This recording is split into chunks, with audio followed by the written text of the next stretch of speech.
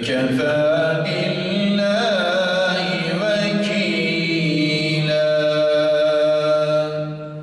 صدق الله العظيم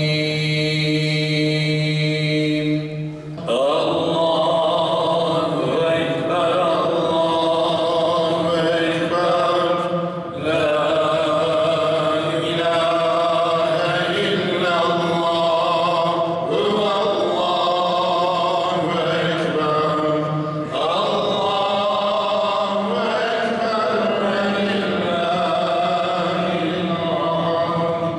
اللهم صل على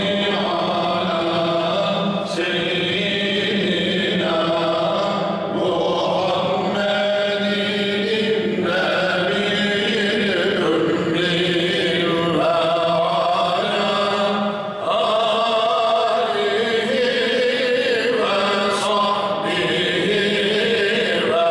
وسلم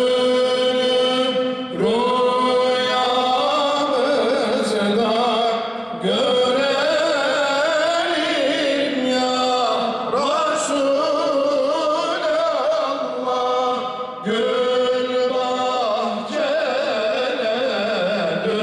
dünyamızda dilerim ya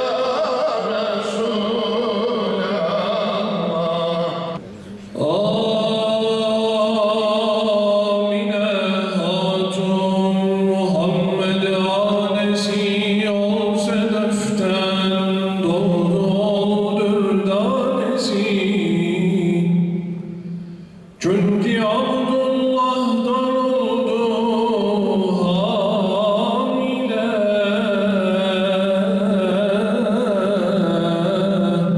Vakt erişti hefte eyyam ile. Dedi gördüm ol Habibin nanesi. Bir acep nur kim güneş pervanesi. Ben grup çıktı evimden. Gökler açıldı ve fetholdu zulem. Üç melek gördüm elinde üç alem. Allahümme salli ala seyyidina Muhammedin nebil ümmi ve ala alihi ve sahbihi ve sellim. Değerli arkadaşlarımızın güzel sesleriyle okumuş oldukları Kur'anları ve Mevlid-i Şerif'i dinledik. Allah gönüllerine, yüreklerine sağlık, afiyet, ihsan eylesin. Duaya geçmeden önce şu an itibariyle niçin bu Mevlid-i Şerif'i tertip ettik? Bunu sizlere paylaşıp ondan sonra beraberce şu cuma vaktinde kabule cümlelerimizi arz edeceğiz inşallah. Bugün Mevlid-i Şerif'i yapmayı arzu ettiğimiz, düşündüğümüz konu şudur. Geçtiğimiz haftadan bu yana şehrimizin, ilimizin değişik yerlerinde Peygamberimizin doğum yıl dönümü, veladeti, Mevlid-i Nebisi dolayısıyla ve camiler ve din görevleri haftası olması dolayısıyla bir takım etkinlikler tertip ettik. Bu etkinliklerin sonuna doğru yaklaşırken bu cuma gününde bütün kardeşlerimizle beraber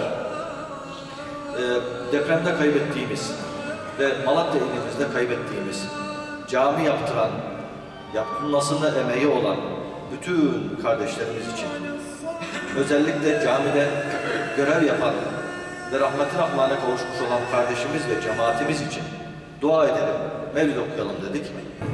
Ya İlahel Alemin, bu cuma saatinde senin Kabe'nin şubeleri olarak yeryüzüne yapmamıza imkan verdiğin, fırsat verdiğin camimizde sana ellerimizi açtık, boynumuzu büktük, dualar ediyoruz. Dualarımızı yüce katında kabul eyle ya Rabbi. İbadetler yapıyoruz. ibadetlerimizi, dua ve niyazlarımızı yüce katında ma'al kusur kabul eyle ya Rabbi. Mustafa sallallahu aleyhi ve selleme salat ve selam ediyoruz. Haberdar eyle ya Rabbi. Diğer bütün peygamberane idam ve Resul-i Kiram'a da salat ve selam ediyoruz. Haberdar eyle ya Rabbi. Rahmet-i Rahman'a kavuşmuş olan cemaatimizden, görevlilerimizden, Rahmet-i Rahman'a kavuşmuş olanların ruhlarına gönderiyoruz. Vasıl eyle ya Rabbi. Cümlesinin kabrini nurunu ile pulunu eyle ya Rabbi. Bizlere affeyle, bizlere mağfiret eyle, bizlere acı ya Rabbi. Bizlerin günahlarını setreyle ya Rabbi. Kusurlarımızı setreyle ya Rabbi.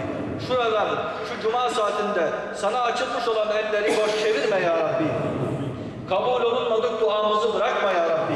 Cümle geçmişlerimizin ruhu için camilerimizi dolduran Allah rızası için El Fatiha.